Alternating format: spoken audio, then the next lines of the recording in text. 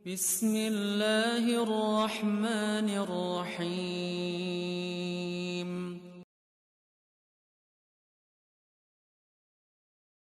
Mati-mati ini baru ingat mak, maka mati lagi. Yuki banjara ya balik loh. Ini balik lagi, mana bisa balik lagi? Karena terus berjalan. Ini kalau kita kembalikan tadi, walakat khalaqakum atwara. Kehidupan itu terus berjalan. Kaum muslimin sedang jemaah dirahmati Allah. Kemudian setelah itu kata Imam Al-Qurtubi, menciptakan mati, mematikan kita, maksud mematikan di situ, memisahkan roh dan tubuh. Untuk apa dipisahkan roh dan tubuh? Supaya nanti waktu dibangkitkan di padang mahsyar, roh dan tubuh itu disatukan kembali. Jadi makanya semua itu ada tujuannya. Tujuan hidup untuk mati. Tujuan mati untuk hidup. Ya, untuk hidup apa? Nanti untuk dibangkitkan di padang mahsyar. Coba kita amalkan visi misi ini, Pak. Ini visi misi berarti masih panjang. Jadi jangan visi misi itu sebatas umur saja. Ini ada umur 60 tahun visi misi itu, visi misi ke depan, Pak. Kan bodoh sekali kita. Visi misi itu jauh ke depan lagi. Ini kalau saya mati bahagia nggak saya? Kalau saya mati nanti saya dapat nggak yang saya dapatkan seperti di dunia? Waktu dibangkitkan di padang mahsyar saya dapatkan nggak sesuatu hal yang pernah saya dapatkan juga di dunia? Ketika masuk ke dalam surga bagaimana?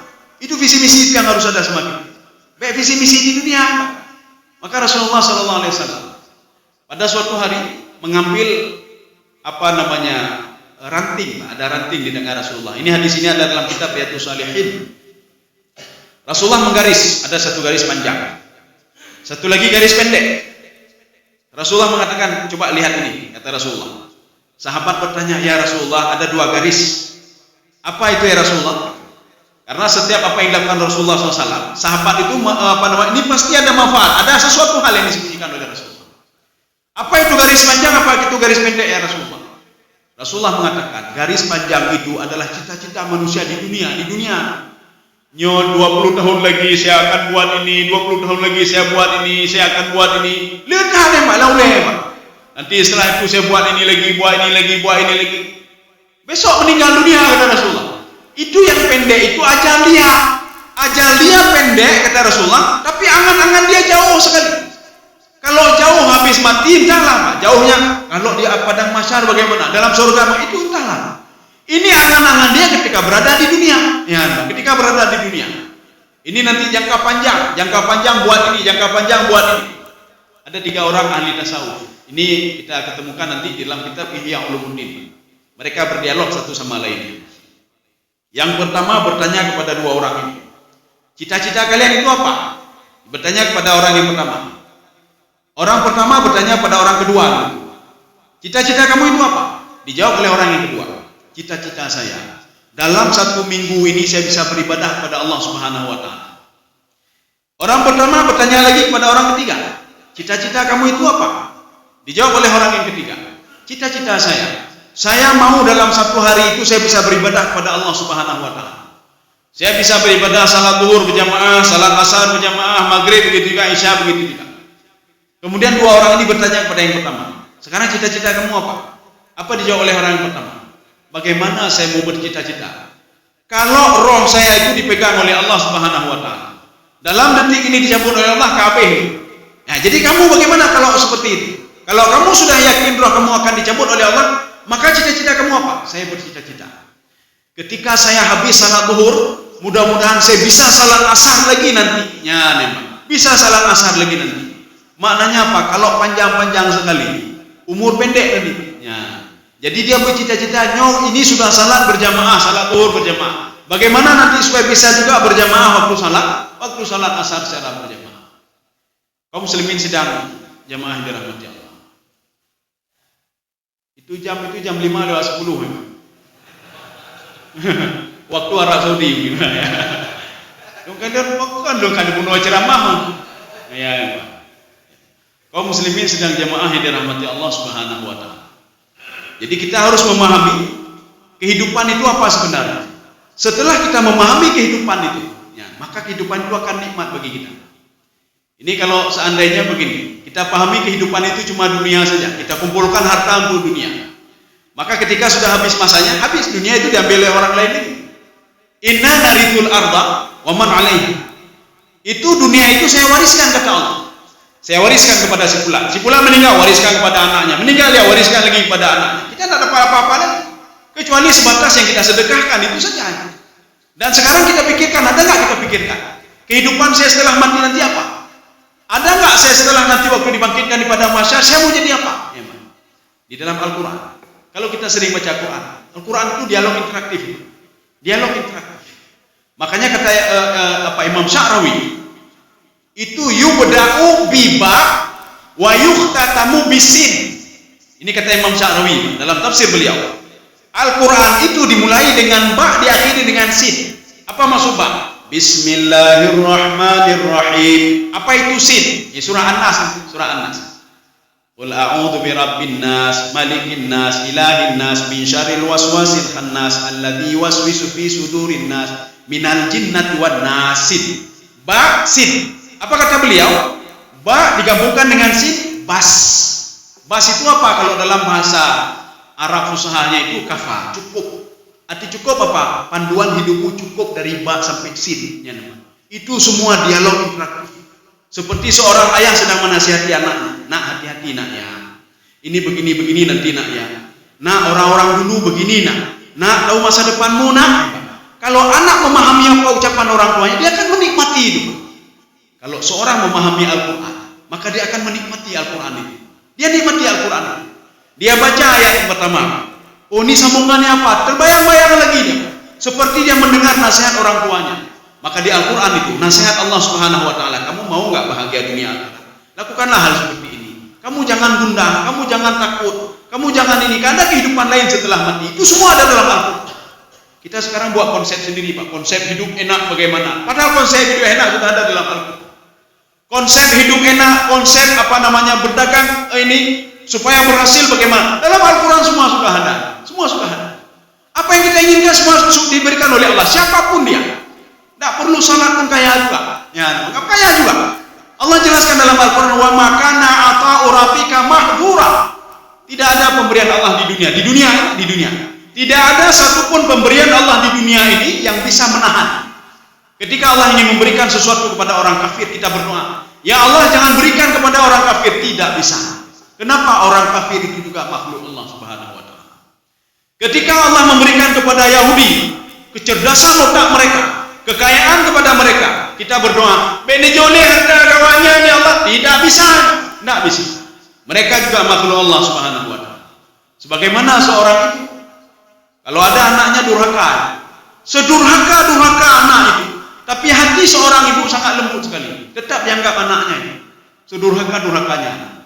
Makanya anak paling durhaka pun kalau dia hubungi ibunya, Bu, saya butuh duit, seberapapun diberikan. Berapapun diberikan, walaupun itu anak durhaka. Kenapa diberikan?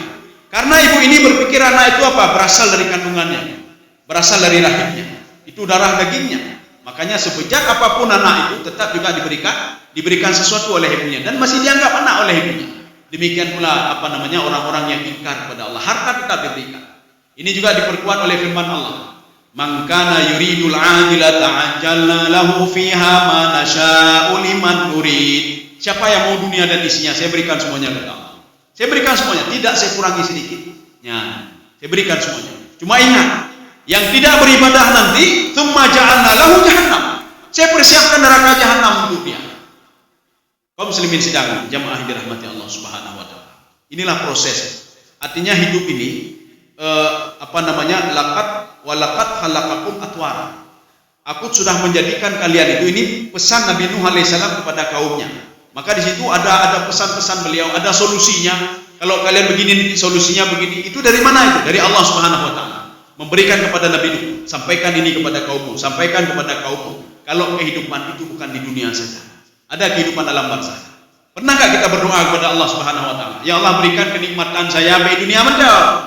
Kenikmatan dunia dan akhirat. Apa itu akhirat? Setiap hari kita berdoa itu. Rabbana atina fid dunya hasanah wa fil akhirati hasanah. Apa akhiratnya hasanah? Kita sekarang yang kita kejar dunia saja. Akhirat hasanah itu enggak kita kejar. Maka Rasulullah mengatakan begini. Idiot orang itu, ahmak. Ahmak itu idiot, bodoh, di atas bodoh ke ahmak. Seorang yang menginginkan kebaikan Dia menginginkan surga kata Rasulullah, tetapi dia buat sesuatu hal yang membuat dia masuk ke dalam neraka. Itu orang idiot namanya. Orang cerdas itu, dia berdoa untuk bisa masuk ke dalam surga, dan dia melakukan sesuatu untuk bisa memasukkan dia ke dalam surga. Jadi maka kita ketika berdoa kepada Allah, Rabbana atina fid dunya hasanah, itu dalam tanda kutip. Jadi bukan fid dunya hasanah kerugian agak, fid dunya hasanah bumedemelu ya Allah, bumedemenya jabatan, bukan itu. Jadi konsepnya keberkahan sebenarnya. Untuk apa banyak harta, banyak jabatan, jiwa susah, hana-hananya susah. Lalu kita sibuk menjaga orang lain, ini roh nak jaga. Sibuk menjaga orang lain, nak ada jabatan, kata jaga. Ini roh merah ilmu, ini roh merah. Ada di dalam sekolah itu. Saya tanya sama gurunya, itu anak itu kok seperti itu dia? Masuk terlambat, kemudian macam-macam dibuat masalah, kemudian dalam kelas pun tak pernah ranking terakhir. Rupanya dikasih tahu sama wali kelasnya, Ustaz tahu nggak itu? Orang tuanya itu psikolog. Ya orang tuanya psikolog. Orang tuanya orang yang ceramahi orang lain bagaimana cara mendidik anak yang baik. Anak sendiri anak didik, anak didik, Kita begitu juga. Ketika kita ceramahi orang lain, anak sendiri kita tidak urus. Kita sibuk selalu. Anak roh nak tahu roh. Jadi artinya apa? Kehidupan yang di dunia, Rabbana atina fid dunya hasanah. Dalam tanda kutip keberkahan kita cari. Untuk apa banyak harta tapi susah. Ya. Wa fil akhirati hasanah. Akhirat itu kata Imam Qurtubi, apa itu akhirat? Bahkan dalam tafsir Qurtubi dan tafsir At-Tabari, yang dikatakan akhirat itu ketika roh mau berpisah dengan tubuh, itu akhirat namanya. Maknanya ketika mau meninggal juga nikmat. Jangan hidup dunia saja nikmat. Bukan makan saja nikmat, mau meninggal juga nikmat. Makanya Fir'aun itu, dia ketika mau meninggal dunia apa? Kenapa dia ucapkan kalimat amantu bi Rabbi Musa? Karena sesuai dengan kata Imam Al-Ghazali, orang yang mau mati itu, bahkan orang yang sudah berada di alam gaib itu, inkashafat anhu haqaiq al-ghaibiyah. Hakikat gaib itu akan terbongkar sama dia. Fir'aun dia bisa melihat rakib atid. Fir'aun bisa melihat malaikat yang menjaga dia selama ini.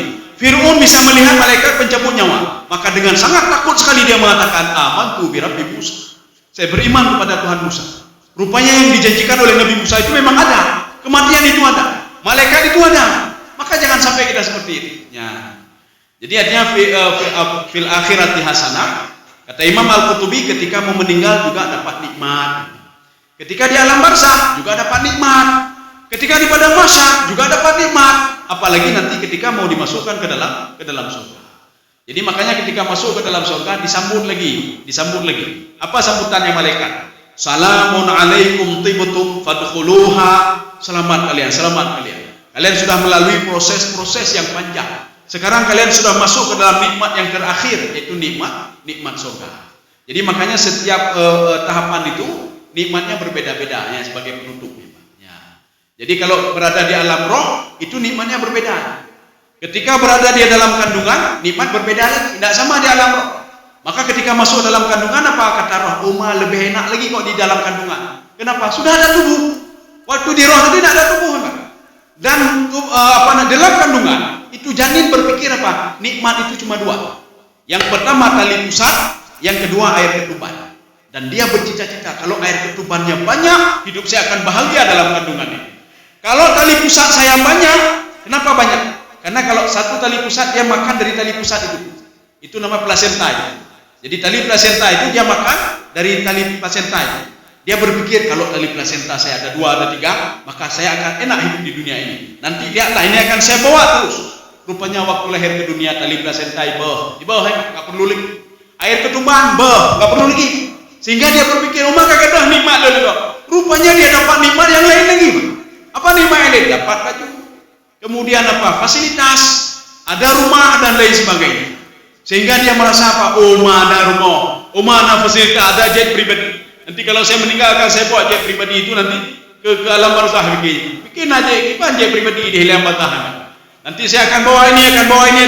Akan bahagia sekali hidup saya. Kalau jet saya sampai berapa buah. Akan bahagia kalau hotel saya berapa buah. Tapi ketika meninggal, semua itu tidak pakai lagi.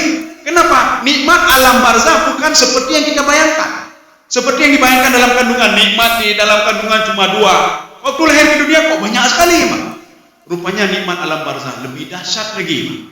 Tidak perlu lagi nyohana boleh, lain-lain boleh. Maka waktu kita meninggal, barang-barang yang di dunia tidak boleh bawa ke alam kubur. Tidak boleh bawa. Omanya nak izin mahal, puluhan juta itu pakai aja ke ayah aja. Oh hanjur. Oh ini ada jam ni, mungkin ayah boleh lihat waktu nanti. Ya kalau waktu ini ya, waktu alam barzah ini. Oh nak bisa, kenapa? Sudah berbeda lagi, nak bisa dibuang, semua dibuang ini. Oh ini ada kaos kaki kesayangan ayah, boleh. Tak boleh juga, mengkau kaki hanya. Apalagi yang lain. Maka yang dibolehkan cuma pakai kafan saja. Ijazah kafan yang dibolehkan, lain tidak boleh. Bantal saja tidak boleh. Ayah senang sama bantal ini seperti tak boleh. Jadi apa? Tanam. Buli bereanya ibu samping. Supaya apa? Untuk tidur dia nyaman. Tanam. Ya. Rupanya setelah masuk alam barzah, dia mendapatkan nikmat yang lebih dahsyat lagi. Nanti bisa kita lihat ada karangan Imam Al-Qurtubi, namanya Ahwalul Mauta judulnya. Jadi judulnya. Jadi Imam Al-Qurtubi bukan hanya sebagai seorang penafsir, beliau juga menceritakan bagaimana, cuma tebal bukunya. Saya tanya kepada jemaah, katanya sudah ada terjemahan, tapi saya tidak tahu juga. Ya. Di situ digambarkan dengan dalil-dalilnya dari Al-Quran dan Sunnah, bagaimana kehidupan manusia di alam barzah, bagaimana nikmat yang akan ditemukan di alam barzah. Salah satunya termasuk di dalam kitab Al-Muwatta punya Imam Malik, itu ceritanya panjang, tapi di situ diungkapkan apa? Malaikat berdoa kepada Allah. Ini salah satu nikmat alam barzah. Apa doa malaikat? Allahumma ja'al qabrahu sab'ina dhira'an fi sab'ina dhira'an. Ya Allah, jadikan kuburnya 70 kali 70 zira'. Zira' itu segini. Kita tidak tahu zira' apa zira', kita tahu zira' malaikat. Ya, tapi kata Imam Jalalain mengatakan zira'ul malaikah. Berarti kalau zira' kita 70 zira' itu 35 meter kali 35 meter. Tapi kalau zira' malaikat, kita bayangkan saja. Dalam hadis qudsi diungkapkan malaikat kalau mengepakkan dua sayapnya memenuhi langit dan bumi. Ini 70 zira', 70 zira'. Maknanya seorang itu ketika meninggal dunia, dia berada di sebuah tempat yang luasnya seluas langit dan bumi untuk dia saja sendiri. Itu belum lagi dia pergi ke tempat orang lain. Ada nggak tempat orang lain, Pak? Ada. Kenapa tidak ada? Mana dalilnya? Di dalam kitab tafsir kitab Imam Al-Qurtubi, apa kata beliau? Ya talaqqa ba'duhum ba'dan. Itu di alam barzah seorang akan ketemu dengan satu sama lain. Nanti kan ada yang bertanya, nanti di alam barzah ada nggak duduk-duduk bareng ngopinya, ngopi bareng gitu. Nanti di alam barzah kalau ibu-ibu ada arisan-arisan lagi nggak, emang? Lebih daripada itu. Ini di alam barzah nanti ada ini nggak? Pergi hari-hari Ahad ini pergi ke pantai, pergi ke sana, pergi. Ada semua diungkapkan di situ. Salah satunya apa? Ya talaqqa ba'duhum ba'dan. Mereka saling ketemu satu sama lainnya. Wa yatasa'al ba'duhum ba'dan, dan bertanya satu sama lain. Hai tipulan hao. Dulu dia salah sama kita. Kalau meninggal lah, mentau dip. Ya mentau dip. Maknanya mereka juga memantau kehidupan dunia. Mereka tahu. Maka ketika kita meninggal, Rasulullah juga tahu apa yang kita lakukan. Dari mana tahunya? Dari laporan para malaikat. Ya Muhammad si fulan ibu halu gerot. Ya Muhammad si fulan buat ini. Ya Muhammad. Makanya ketika kita berdoa untuk ibu kita, untuk ayah kita, bukan tidak didengar, beliau mendengar. Dan beliau tahu siapa yang berdoa, siapa tidak berdoa. Beliau tahu. Anak lo bibi, kalau purno doa, hanya berdoa kalau kau jalan. Anak lo nabi pempeng lunjuk. Saya sekolahkan dia itu pun berdoa kelihatan baju pojalan. Tapi ketika kita berdoa itu burung cima. Ya Allah di bulan kayak berdoa kelihatan. Di bulan kayak berdoa itu pun dia tahu. Ya. Jadi makanya mereka ketemu satu sama lain sudah. Yang kedua, di dalam sebuah hadis riwayat disebutkan, seorang ketika berada di alam barzah itu, nanti pagi-pagi dia keluar, dia berkumpul di sebuah taman-taman surga. Kemudian juga dia berkumpul di samping air-air itu. Setelah itu sorenya dia balik dan beristirahat. Seperti itu terus kegiatannya. Tidak akan pernah putus-putusnya. Inilah yang Ibnu Abbas katakan hayatun ba'da hayatin. Hidup setelah hidup. Maka marilah kita hidup di dunia ini jangan visi misi itu sampai mati saja, tapi setelah mati juga visi misi. Bagaimana nanti setelah di alam barzah, bagaimana dibangkitkan, itu visi misi kita. Jadi bukan visi misi bagaimana supaya nyur mokos karena dua boh benar leboh, leboh benar boh. Tengok kamu dia, icokoh liur lain, maka karugo. Ini bagaimana kita berikan? Ini rumah kos sudah ada 3 di dunia. Ini di alam barzah benar 30 boh, ini penjaranya. Ini di padang mahsyar benar 20 boh, ini penjaranya. Ya. Di dalam surga benar 20 boh cik. Dalam surga benar sekian boh cik. Salah satunya apa? Ya. Kan ada seorang pemuda. Ya ini penutupnya dari benar penutup. Ada seorang pemuda. Ketika dibangkitkan di padang mahsyar, ya waktu dibangkit padang mahsyar, kapal lolong kata pemuda ini. Dosa banyak sekali, gimana caranya ini? Akhirnya apa? Dia mencari orang yang pernah menzalimi dia. Apa kata pemuda ini? Ya Allah, si fulan menzalimi saya ya Allah. Mau kamu apa? Saya mau pahala dia ya. Ya, kesenang pemuda ini. Ya orangnya mana? Coba tunjuk. Si fulan ya Allah, si fulan itu. Dia menzalimi saya dulu ya Allah. Si fulan itu. Dia salat tidak ada. Puasa tidak, apa-apa tidak. Pahala apa kamu harap dari dia? Tidak ada pahala apa-apa. Oh, maka gurala. Orang yang menzalimi dia orang tidak salat. Orang tidak puasa, tidak apa-apa. Dia kan sudah ini juga. Kecuali kalau orang menzalimi dia orang haji. Apa kamu? Saya mau haji dia ya Allah. Saya mau umrah dia ya Allah. Ini orang buat maksiat lagi.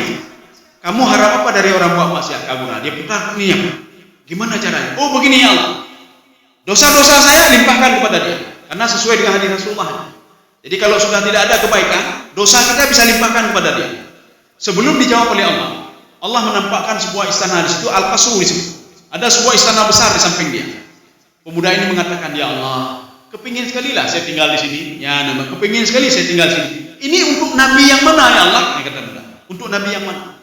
Allah mengatakan bukan untuk Nabi. Kamu pun bisa dapat seperti ini. Sampai maya-maya Allah.